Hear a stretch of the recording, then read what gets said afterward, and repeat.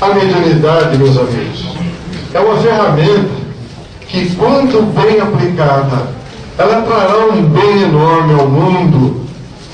E como disse o nosso querido Chico, a mediunidade é uma ferramenta que, quanto mais utilizarmos, mais afiadíssima ou afinadíssima ela estará. Mas tem que ser uma mediunidade com o coração, sem nenhum propósito material em cima dela. Porque se tivermos algum propósito material, ela por si só, nesse propósito, vai nos dar a recompensa maléfica. Então vamos em frente?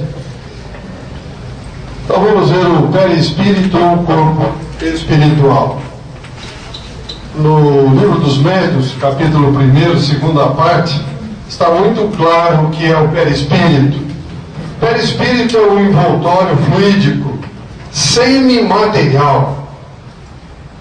O que é semimaterial, meus amigos? Vamos usar uma linguagem bem fácil para entender. É o filé da matéria. Pronto. É uma coisa que nós...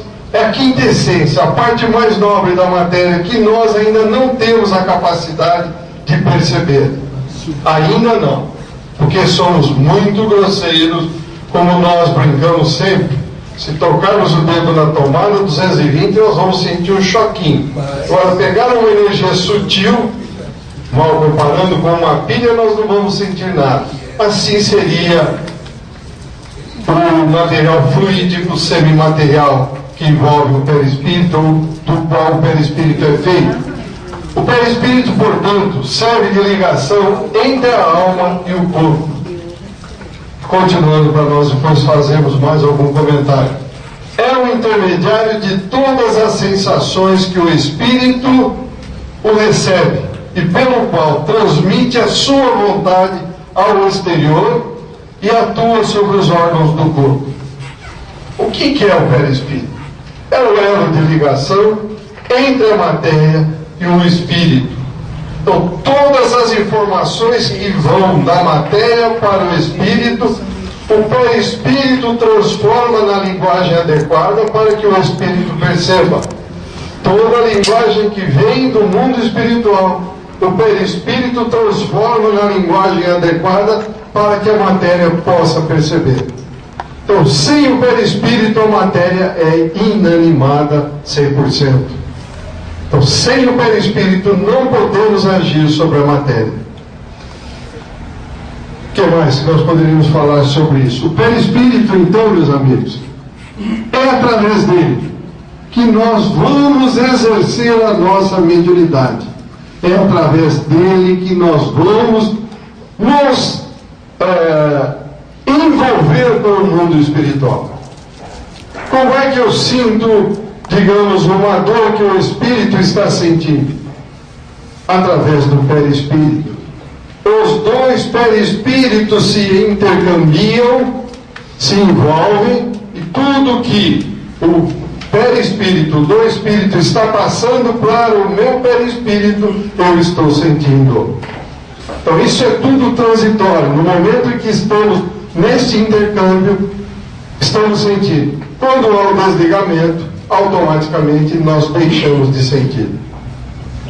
Pode, porque o perispírito, ele não se acha encerrado nos limites do corpo como uma caixa. Do livro Obras Póstumas. Ele tem, por sua natureza fluídica, a possibilidade de expandir. Ele expande de uma forma impressionante, depende da nossa elevação espiritual. Irradia para o exterior e forma em torno do corpo, como está ali na figura, uma espécie de atmosfera que o pensamento e a força de vontade pode dilatar mais ou menos. Então, depende da nossa vontade e do nosso... O que houve? Não entendi. Então, o perispírito vai depender da nossa força de vontade e do nosso pensamento para dilatá-lo mais ou menos. O perispírito, como eu disse há pouco, ele permuta impressões, pensamentos por meio da intuição. Vejam vocês, onde estiver o nosso pensamento e a nossa vontade, aí estará o nosso coração.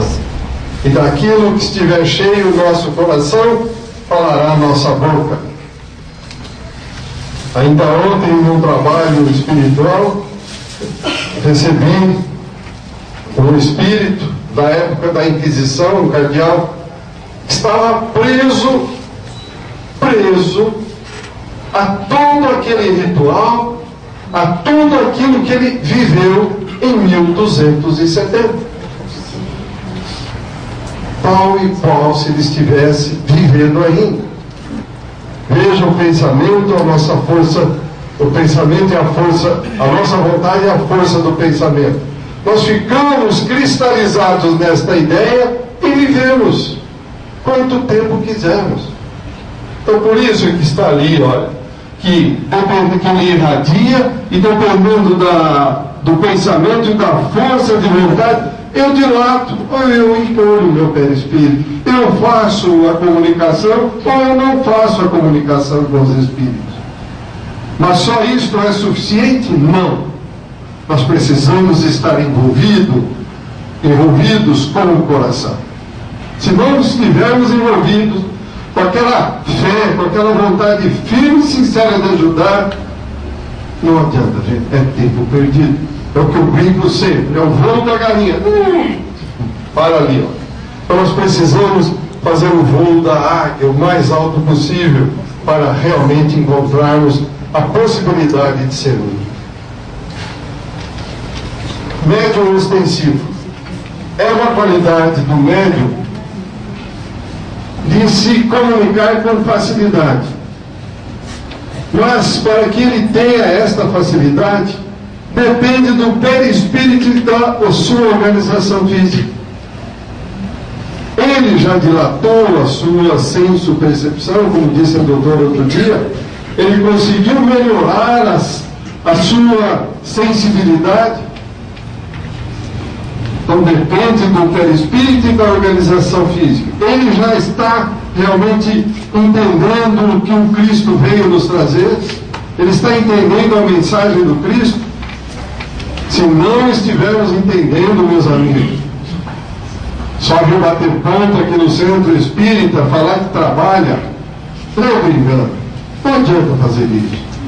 É perda de tempo, não vai servir para nada. É o famoso encher linguiça da vida. Nós vamos sair daqui do mesmo tamanho quando chegamos. Não muda absolutamente nada. Ixi, não deu certo. Não respirei, não posso respirar. Deu. Então, para que o médium ostensivo, repetindo, ele possa ser ostensivo, ele depende do seu perispírito e da sua organização física. Ele tem obrigatoriamente que estar em equilíbrio. Porque se ele não estiver em equilíbrio, como é que ele vai sentir as sensações, as dificuldades, as dores, as alegrias que o espírito quer transmitir? Como?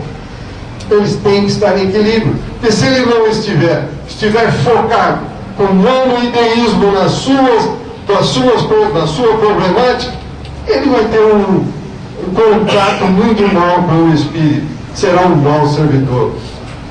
Então, para que o médium ostensivo realmente assim o seja, ele alarga a janela acanhada dos 5 sentidos. O Consolador, questão 383. Precisa dilatar a sua senso-percepção. Ele precisa buscar, não sei se vai conseguir, porque é praticamente impossível, a mediunidade que os santos tiveram.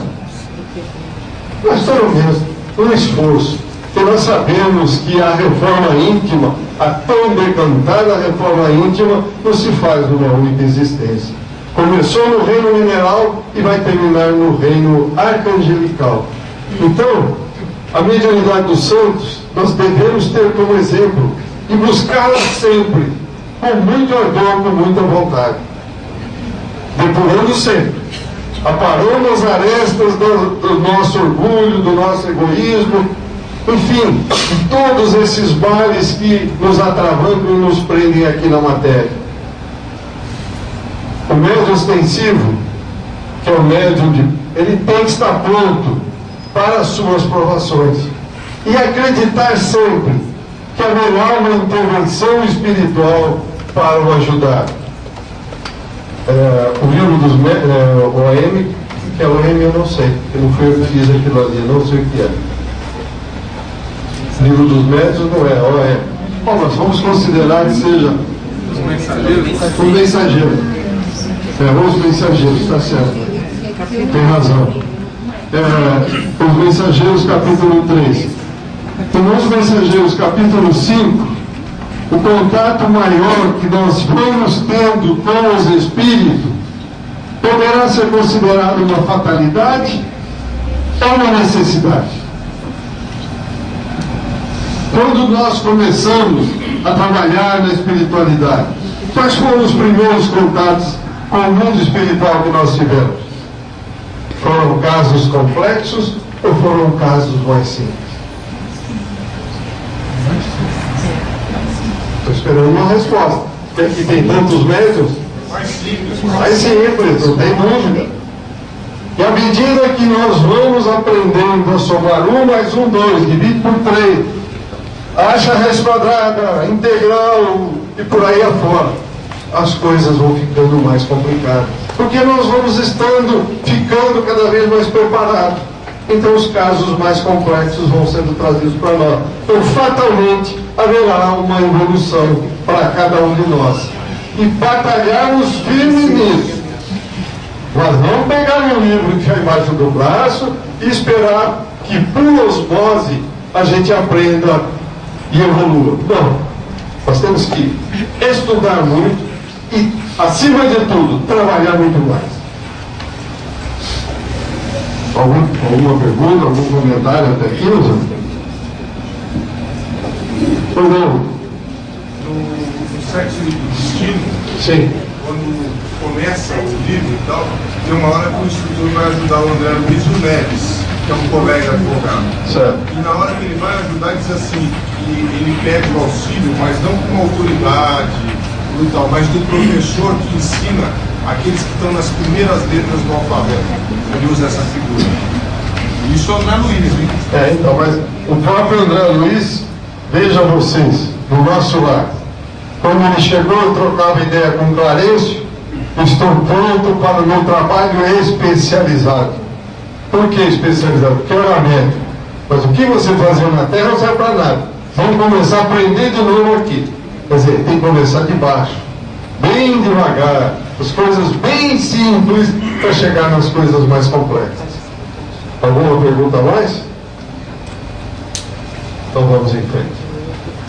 Por que dependemos da organização física, meus amigos? Gabriel Delany diz o seguinte: a mediunidade não é uma faculdade sobrenatural, porque o sobrenatural não existe. Um dom miraculoso, olha, médio, nossa, não tem nada disso. Uma faculdade naturalíssima. Todos nós temos a faculdade mediúnica. Ela depende simplesmente de uma propriedade fisiológica do sistema nervoso. Não tem nenhuma relação necessariamente com a moralidade ou o grau de inteligência do médium. Tanto é assim que nós temos médium em todos os lugares. Agora, o uso que cada um faz da faculdade é que é o grande problema. Certo? Ou não? Vocês concordam com isso? Com essa afirmação do Delany, eu concordo 100%. Porque se você pegar a tua mediunidade, mas não ter vindo na casa espírita, quer montar lá fora uma máquina para ler a sorte de todo mundo, tudo bem, o problema é seu, livre-arbítrio. Mas esteja pronto e guarde. A lei de ação e reação virá te cobrar. Não tenha dúvida. Então a faculdade realmente da mediunidade é uma faculdade que está aí, ó, uma propriedade fisiológica do sistema nervoso. Mas nós estamos preparando para que ela realmente aflore, para que ela realmente possa ser exercida, ou continuamos abafando a mediunidade? Como é que está hoje a humanidade ou a mediunidade? Cada vez, está cada vez menos. Não procura a mediunidade, mas sim procura as facilidades da matéria. Como é que nós resolvemos os problemas espirituais que se nos aparecem? Vamos à casa espírita, vamos deixar lá o pacote, eu vou embora e vou continuar tomando a minha cervejinha, fazendo tudo o que eu quero fazer, não dou satisfação para ninguém. Resolveu? Não. Piorou. Lógico. Porque isso é uma, vamos chamar assim, uma tarefa que nós assumimos antes de vir para a matéria. Ostensivamente lá, não, pode colocar, como diz o doutor Maria, põe na minha folha corrida aí, que eu vou quitar essa dívida. Conversa fiada. Chega aqui, afina, não dá conta do recado, cede às tentações da matéria. Aí fica difícil. Nós continuando. Ela, a mediunidade, acorda no organismo do homem, na puberdade, as forças criadoras e em seguida continua a funcionar como o mais avançado laboratório de elementos da criatura terrestre. André Luiz, está vendo? Acorda no organismo do homem na puberdade. Por que acorda na puberdade? O doutor não falou. Por que acorda na puberdade?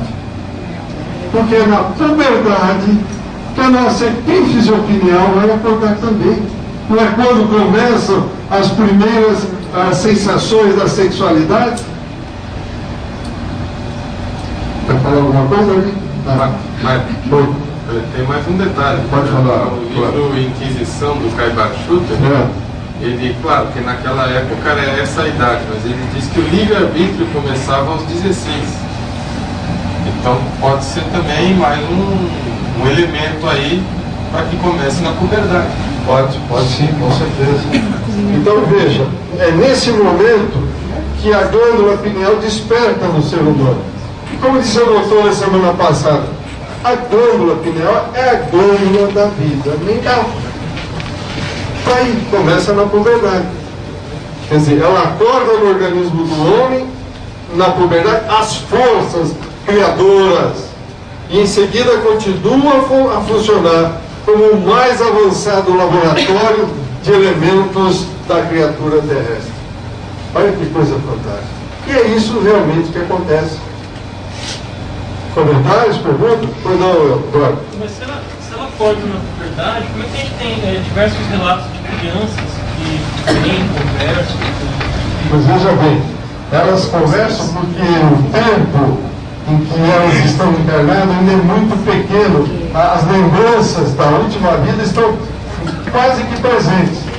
Então elas veem com facilidade o mundo espiritual, mas não estão interagindo no sentido de sentir tudo que eles sentem, de tentar repassar para cá. Fica de amigo para amigo. A minha filha, por exemplo, quando ela tinha 3 anos, eu às vezes entrava no quarto e ela estava conversando. Por que você está falando, filho? Com a Adriano. Mas quem é o Adriano? Meu amiguinho. Onde é que ele está? Está embaixo da cama, cara. Ele dorme aí. Muito baixo. Ele está muito baixo. Então eu falei, tá bom, continua conversando com ele, não tem problema, é teu amiguinho. Quer dizer, mas chegou um tempo que acabou. Sozinho, naturalmente desapareceu. Agora, quando nós falamos aqui nas forças criadoras da mediunidade, não. Aí começa a interação com o mundo espiritual para valer. Patrícia, quando começou com você? Quando começou a mediunidade a aparecer, quando você começou a sentir que tinha alguma coisa diferente? Quando eu era criança, eu parei de vir. Aí eu voltei a ter 16 anos, eu fiquei tão apavorada que eu nunca mais vi. Por verdade, aí, tá vendo? Pois não, fala, David. A nossa vida vida ela é constituída por ciclos de 7 em 7 anos. Então, tem muito a ver, sim. O primeiro ciclo é o ciclo infantil, o segundo já entra nesse ciclo da puberdade. E no terceiro nós entramos no ciclo de adulto, que somos 100% responsáveis por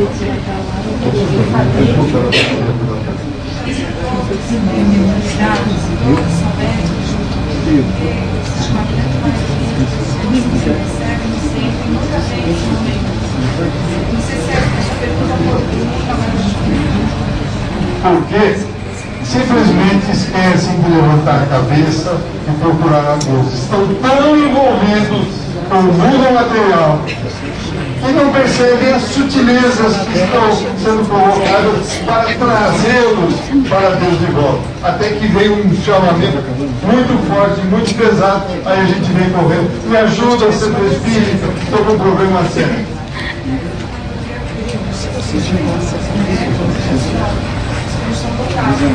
Tá, mas todos nós temos a capacidade. Uns desenvolvem, outros não. Mas temos se quiser. Maicon, Perdão. só respondendo um pouco a pergunta dela, se ela vai, não pode mexer. Vai. Não, você pode passar o microfone. Não vou levantar que eu não posso me mexer aqui. Mas a questão de que se todos somos médiums, mas algumas pessoas veem, escutam, trabalham, é justamente a ligação com a pineal. É justamente o tema da aula de hoje, né? A mediunidade, ela está ligada ao desenvolvimento físico, orgânico. Então, todos somos médiuns no sentido de que estamos sempre interagindo com os espíritos. Mas médiuns ostensivos depende da organização física. Que é o objeto da aula. Que é o objeto da aula e está diretamente ligada com a pineal. Então, quando nós vamos reencarnar, nós planejamos esse tipo de tarefa. Então, por isso que algumas pessoas são médiums, sim, ostensivas, e outras dizem que não ouvem, não sentem, só que nem um paralelepípedo. E fazem questão de não ouvir e nem sentir. Não é verdade? Bem, a doutora já está com todos. Vamos passar para ela e aproveitar que o conhecimento é bem maior do que o meu e vale a pena.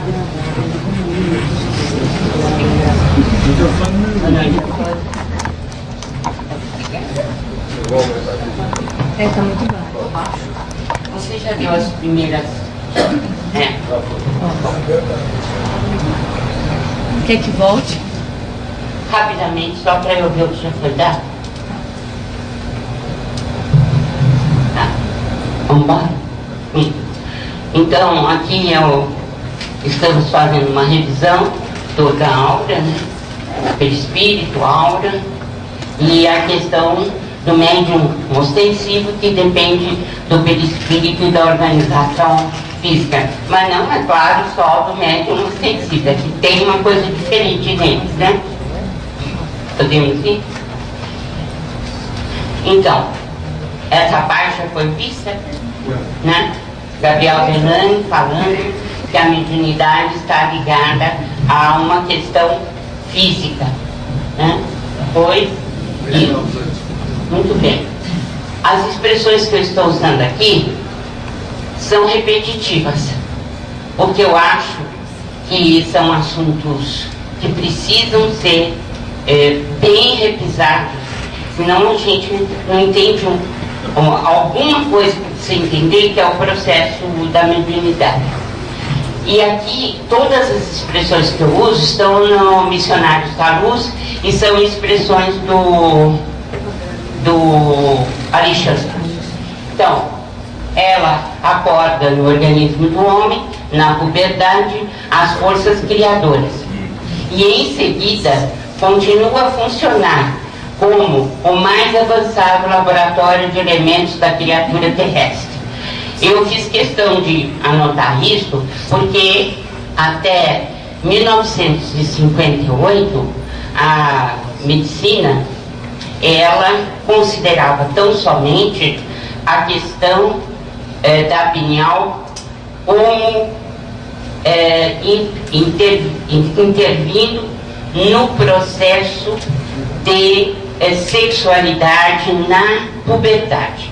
Depois disso, ela era um órgão vestigial, não tinha função, se calcificava e assim por diante. Então, até 1958 eu disse porque em 1958 na Universidade de Yale, nos Estados Unidos, a equipe do Dr. Aaron Werner descobriu melatonina, que é um hormônio próprio da pineal. Então, a partir daí, começaram a devastar a pineal de toda maneira através da melatonina. Quer dizer, saber onde a melatonina atua, para poder ter ideia do que realmente a pineal, qual a função da pineal, né? Então, descobriu-se, entre outras coisas, que ela está ligada à cronobiologia. Quer dizer, nós temos nas 24 horas do dia vários ciclos que estão ligados à produção de hormônio, estão ligados à nossa necessidade de dormir, o período que nós dormimos, a vigília, o período em que estamos acordados. Em tudo isso, a pineal está presente. E nós, então, relembrando este caso, de como ela está ligada à questão de acordar, dormir e etc., nós lembramos que ela é o mais importante elemento dentro de nós, que nos coloca em contato com as diferentes dimensões do espaço.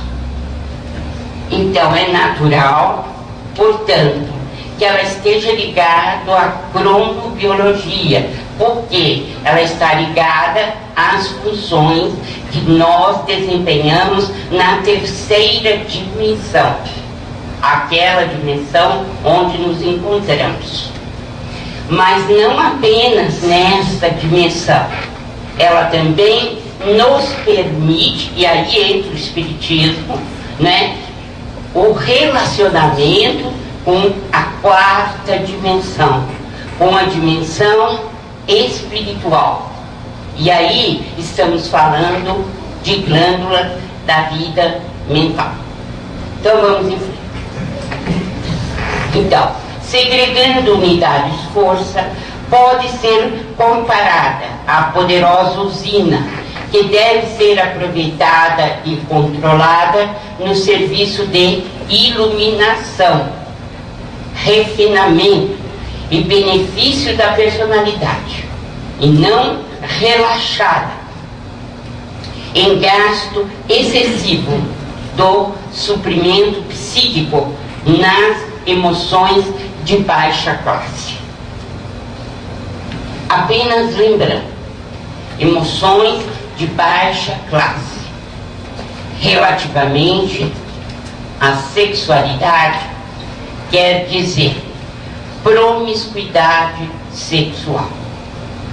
Todos aqueles que buscam o prazer pelo prazer, eles estão usando todo esse material da pineal para esgotá-la, né? Para que esse suprimento psíquico tão importante seja relaxado. Daí surgirem doenças relativas a esse relaxamento. Evidentemente, nós não vamos entrar neste assunto. Fica só como uma lembrança para nós de que o relaxamento das forças sublimes da pineal nos levam a doenças. Então, aqui vem o checkmate do Alexandre, e que me faz afirmar por todo lugar para onde eu vou: não existe fenômeno mediúnico sem interferência da pineal. Não há. E não sou eu que estou dizendo, é o Alexandre. Então, no exercício mediúnico de qualquer modalidade, a epífise desempenha o papel mais importante. Veja, qualquer modalidade. Ele não está dizendo que é só na modalidade espiritual. Ele está falando em toda modalidade. Através de suas forças equilibradas, a mente humana intensifica o poder de emissão e recepção de raios peculiares à nossa esfera. É nela, na epífise, que reside o sentido novo dos homens. Daí vocês veem no meu livro, né, como subtítulo, essa questão: o novo sentido dos homens.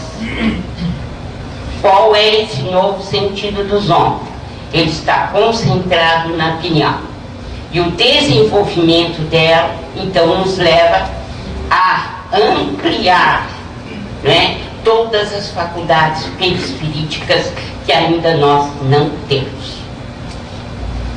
Então, é nela, na epífise, que reside o sentido novo dos homens. Entretanto, na grande maioria deles, a potência divina dorme embrionária. Porque a imensa, né, quantidade de criaturas humanas tem apenas a mediunidade inicial, a intuitiva, a imensa maioria. Então é por isso que ele está dizendo que nós só temos, por enquanto, a potência embrionária. Ainda não a desenvolvemos. Então, a epífise, para exercer seu papel básico na função mediúnica, precisa ligar-se a estruturas neurológicas ou implementos sensíveis do cérebro físico, capazes de captar a mensagem de forma inconsciente ou subliminar, ou consciente. Esta também é uma lição de Alexandre em Missionários.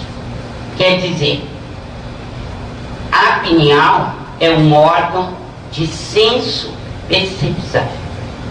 Então, ela capta.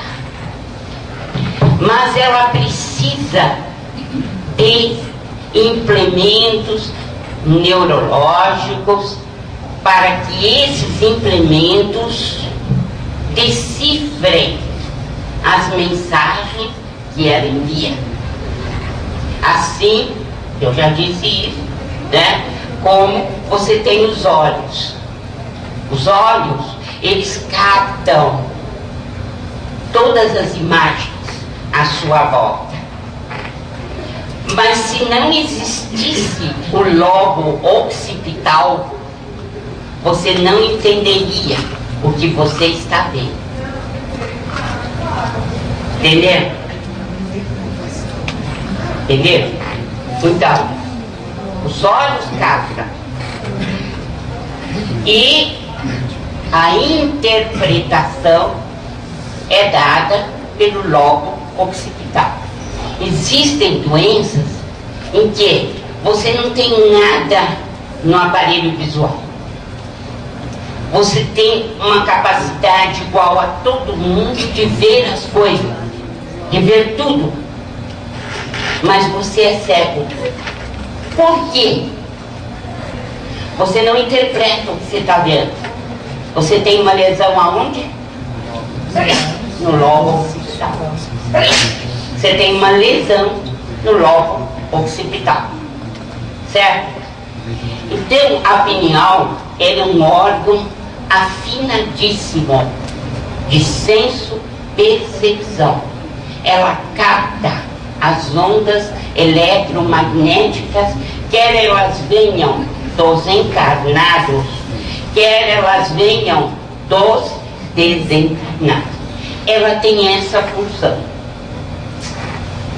Ela capta e ela envia através do tálamo para outras estruturas cerebrais. Para quê? Para que seja decodificada a mensagem. Quem não entendeu, levanta a mão. Isso é fundamental no que nós estamos estudando. Entendeu? Tem que ficar claro.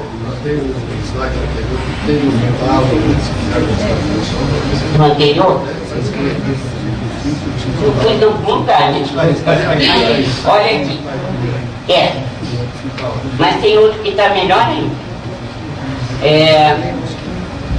Deve estar mais pra frente. Não, é depois. Está pra frente.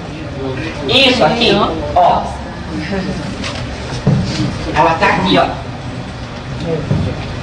Ela está aqui.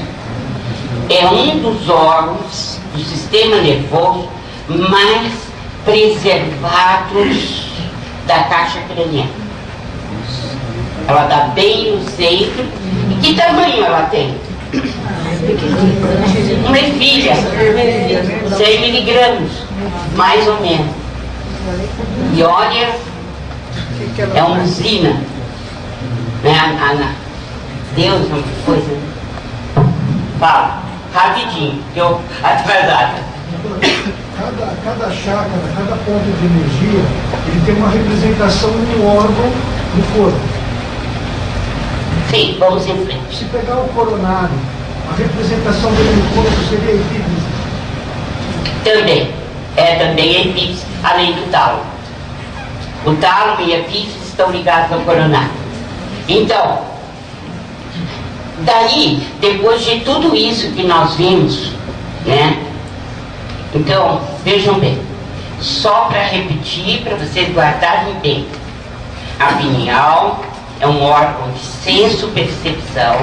Ela capta as ondas eletromagnéticas à sua volta, mas ela envia através do tálamo as mensagens para as diversas áreas do cérebro. Para que essas áreas do cérebro decodifiquem as ondas eletromagnéticas. E é tão extraordinário que o médium, por exemplo, inconsciente, a pineal decreta que uma área importante do sono, da vigilância, seja bloqueada. Então a mensagem passa sem que o consciente tome notícia disso, tenha notícia disso. Existe explicação para todo tipo de mediunidade a partir da pineal. A criatura que vê os espíritos, a pineal passa via tálamo e envia para o occipital. Ou então tem outro mecanismo, nós vamos ver mais tarde. A incidência das ondas eletromagnéticas é em cima dos núcleos profundos da visão. Então, nós temos 2 ou 3 mecanismos. Eu não vou mexer nisso agora, porque não vale a pena agora. Apenas eu estou lembrando a vocês que, dependendo do tipo de ligação que a pineal fizer, nós teremos processos diferentes, tanto de visão quanto de audição. Se será um médium inconsciente, se será um médium consciente. Se a mensagem vai passar sem que o consciente do médium tome conhecimento, ou se inteiramente a mensagem vai ser conhecida pelo médium, embora ele não a fabrique, não seja responsável por ela. A senhora falou visual é o que ganha tátil. A pessoa... É tudo que eu estou falando é a mesma coisa. Nós temos implementos dentro do cérebro que podem receber a ligação direta sobre eles. Mas não convém entrarmos nisso agora. Então, em 1945, como vocês sabem, Missionários da Luz, Alexandre disse que ela governa o mundo das emoções, por enquanto é o hipotálamo para a medicina. Mas não vai ficar assim. Controla todo o sistema endócrino. Por enquanto é o hipotálamo, mas não vai ficar assim. Comanda as forças subconscientes. Isto aqui nem os médicos imaginam que seja, nem querem saber daí, né? Então, supre os órgãos de energias psíquicas. Ela é fonte de criação das mais importantes. Ela cria tanto organismos físicos, quanto ela cria obras de arte. Tudo passa por ela. E, finalmente, e não menos importante, é a glândula da vida mental ou glândula da mediunidade. Tudo isso é exercido por ela, né?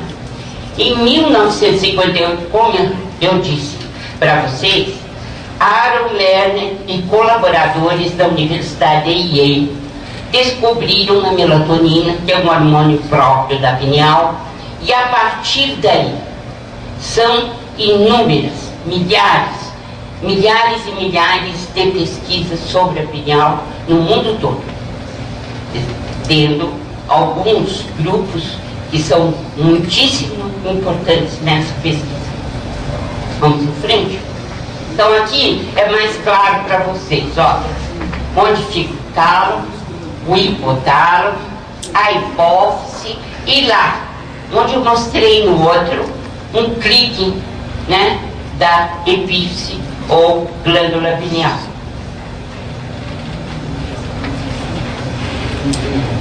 Tudo isso que eu estou falando de tálamo, hipotálamo e epífise constitui o diencéfalo, que são estruturas mais primitivas do cérebro, mas muitíssimo importantes. Esse diencéfalo é formado pelo hipotálamo, pelo tálamo e pela epífise, que é o epitálamo. Todos eles muitíssimo importantes na vida de relação do indivíduo. Então, para o Dr. Sérgio Felipe de Oliveira, a chamada calcificação é a biomineralização da glândula. Ele pesquisou os cristais de apatita, ele não os descobriu, evidentemente, né? Outros pesquisadores já tinham demonstrado. Ele fala que são estruturas diamagnéticas que repelem o campo magnético e, como tal, é capaz de distribuir esse campo para o organismo. E ele tem uma hipótese de trabalho que ele diz que o médium possui mais cristais de apatita, por isso ele capta maior quantidade de ondas eletromagnéticas. E é por isso que se pressupõe que a pineal do futuro médium ela é trabalhada também no mundo espiritual antes do nosso renascimento. Os cristais de apatita. Então, o algo a mais dos médiuns ostensivos, né, tudo indica que seja a quantidade de cristais e que essa quantidade está ligada à hereditariedade. O que nos diz que a mediunidade tem um certo tratamento, né, genético, por parte dos espíritos, evidentemente. E o compromisso antes do renascimento com a mediunidade geraria, então, um acompanhamento do mundo espiritual a fim de favorecer a pineal desses indivíduos.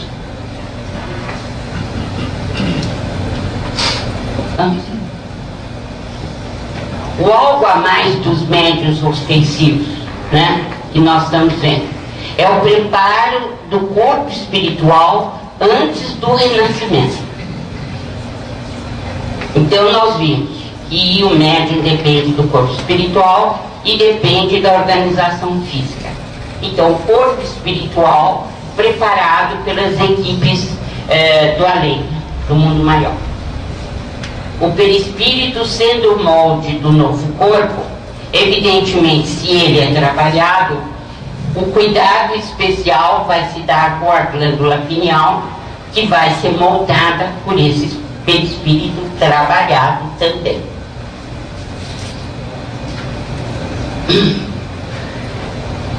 Bem, existe um pequeno texto no meu livro chamado Neurofisiologia da Mediunidade. Então, eu digo nesse texto que a Neurofisiologia da Mediunidade dá um compêndio enorme. É um livro extensíssimo, em que vários colegas e pesquisadores terão que ajudar a elaborar. Por quê? Para conhecer todos os caminhos que a mediunidade navega dentro do nosso cérebro, é preciso um longo caminho da parte dos pesquisadores para saber quais são esses elementos que vibram ou que estão implicados nesse processo mediúnico. E para isso é preciso longos anos de pesquisa.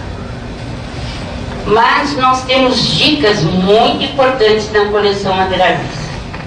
Além de saber que a pineal é a glândula da vida mental e outros elementos, nós sabemos também pelos espíritos que na mediunidade existe uma participação dos poros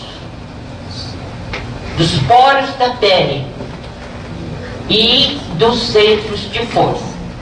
Porque a vibração pode entrar pelos poros da nossa pele. Os centros de força oferecem caminhos como se fossem canais de ligação, de comunicação, e finalmente isto chega à pineal para ser decodificado, para que ela seja o órgão de senso-percepção e dela partam as informações para os outros elementos do cérebro. Sempre a pineal está no centro da questão mediúnica. Então, assimilação de correntes mentais.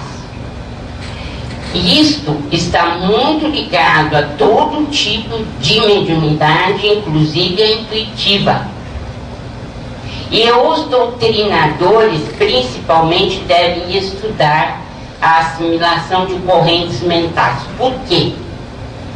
Ao estarem preocupados em fornecer aos espíritos uma boa orientação, eles recebem correntes mentais dos espíritos protetores, e se eles assimilarem essas correntes mentais, eles saberão dar o rumo propício para a doutrinação. Aqui, por exemplo, isso é descrito por André Luiz. Há uma profusão de raios partindo de Clementino para Raul Silva, que é doutrinador. Primeiro pelos poros, miríades de antenas, onde impressões fracas e imprecisas são canalizadas. Os centros de força perispiritual, todos aqueles que nós estudamos, eles são os condensadores e eles vão mandar a mensagem. Esses raios atingem de imediato os cabos do sistema nervoso preciosas bobinas de indução. E no cérebro, centenas de centros motores, um teclado de eletroímãs. Nesses fulcros dinâmicos, processam-se as ações e as reações mentais que determinam vibrações criativas em pensamentos e palavras. Então, o doutrinador que pensa que ele não está sendo ajudado é porque ele não se colocou, né, na posição de assimilar. O que precisa é nós saber que existem outros caminhos para a mediunidade que não seja unicamente o caminho do sistema nervoso central. Ou as ondas fracas eletromagnéticas, elas vão dos poros, sobem também na direção da pineal e são por elas captados e distribuídos para o sistema nervoso central. Por isso é que eu disse que a neurofisiologia da mediunidade não é brincadeira para qualquer um. Quem disser que sabe como é o processo mediúnico, eu gostaria de assistir uma aula dele, porque nós não sabemos o que é mediunidade, não. Existem vários caminhos, e é por isso que precisa de uma teoria que contemple todos os caminhos, através dos quais os espíritos se comunicam conosco. Um desses caminhos é através dos poros. E esses poros enviam a mensagem até o sistema nervoso central. É um longo caminho, portanto, a percorrer pela ciência para se descobrir qual o verdadeiro processo mediúnico. E eu duvido que se chegue a alguma conclusão em menos de 200 anos. Duvido. Porque é preciso conhecer pensamento, medir pensamento, é preciso acompanhar, né, a canalização dos poros para o sistema nervoso e assim por diante. Então, a assimilação de correntes mentais, o Alexandre diz que podem vir inclusive pelos mecanismos das mãos e dos pés. Vejam vocês quantos pontos nós temos de absorção dessas correntes mentais, mas que a pineal é indispensável na distribuição para o sistema nervoso, a fim de que os implementos dessas estruturas nervosas, essas estruturas sejam capazes de decodificar a mensagem que está vindo. Então, podem ser impressões através dos sentidos e dos órgãos. E nós temos guindastes e condutores dentro do nosso organismo que levam até o sistema nervoso central. Então, eu repito, para se fazer um livro, Neurofisiologia da Mediunidade, é indispensável lembrar disso. No exercício mediúnico de qualquer modalidade, a epífise desempenha o papel mais importante. É impossível você separar a epífise dos fenômenos anímicos e dos fenômenos espíritos. Isso não existe. Através de suas forças equilibradas, a mente humana intensifica o poder de emissão e recepção de raios peculiares à nossa esfera. É nela, na epífise, que reside o sentido novo dos homens.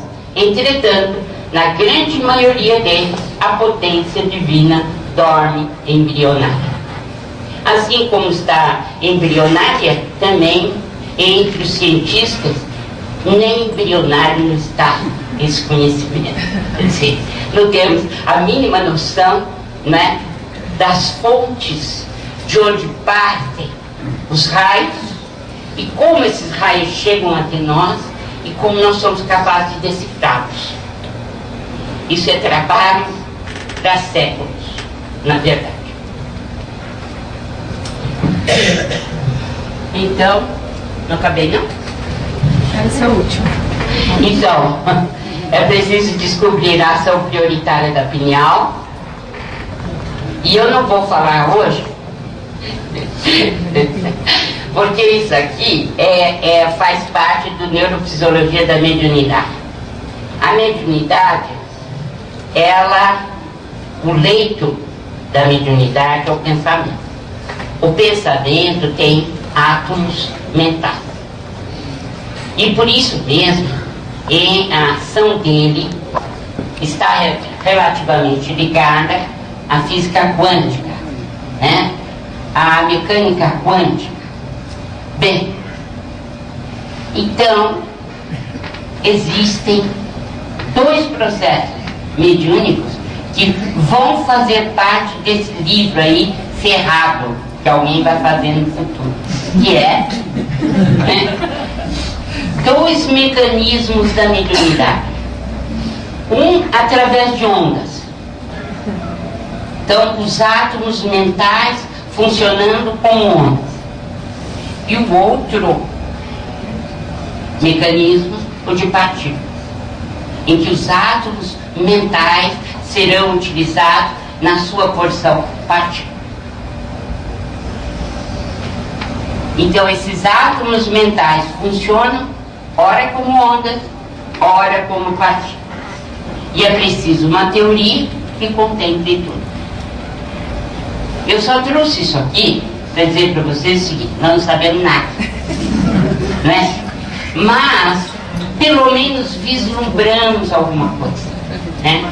E, com o tempo, sem dúvida nenhuma, cientistas que já estão renascendo no planeta, graças a Deus, né?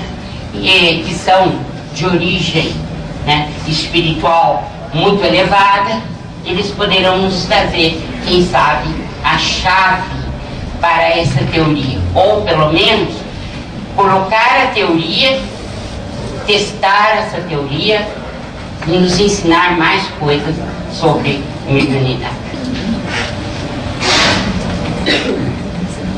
Alguma coisa que eu preciso dizer hoje a mais? Dona Marlene, essa capacidade de absorver informações através das mãos, dos pés, dos olhos, ela está relacionada, por exemplo, àqueles médiuns que, olhando uma foto, tocando um objeto de alguém, é capaz de dizer, sentir aonde essa pessoa está, ou desaparecido, por exemplo? Sem dúvida que a psicometria, nós vamos estudar mais à frente, a psicometria representa, né, um apuro do tato, né? Então, os poros que estão ligados a essa questão, eles desempenharam, no caso, e desempenham uma função bem mais alargada. No entanto, o que Alexandre está dizendo é que todos nós temos essa capacidade. Se nós deixarmos só por conta dos psicômetros, né, nós não vamos entender, por exemplo, por que você tem um arrepio quando você passa em frente a um determinado lugar onde tem um espírito. Por onde você está recebendo isso daí? Provavelmente pelos poros, né? E esses poros chegaram à interpretação, ao recolhimento da pineal, né? Como órgão de senso-percepção. E sai como uma descarga, né? Então, não vamos nos enganar, né? Tudo que o médium psicômetra tem, nós temos. O potencial é que difere.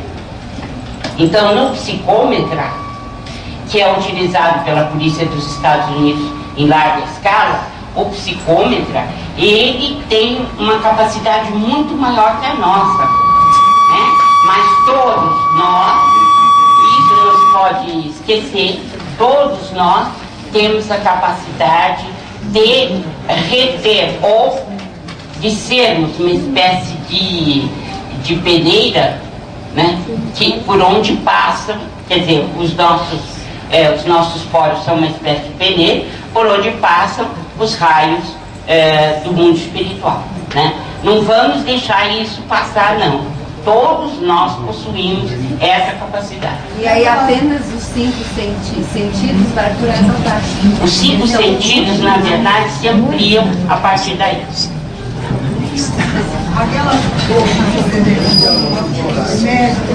médico se compõe, relaxa, a sensação do espírito, porque dói o estômago, dói a cabeça, isso é a percepção do órgão, do estômago, cabeça, não é uma informação através da material, da sensação. Não, quando ele diz que sente frio, que ele sente fome, que ele sente dor, o que entra em comunicação na mediunidade, como nós sabemos, é o perispírito, né? Nosso com o perispírito dele. Então, é natural que sejam vários comunicantes e que a pineal perceba muito bem, né, o que está extravasando daquela personalidade para nós. Né? É uma função normal. Vamos trabalhar.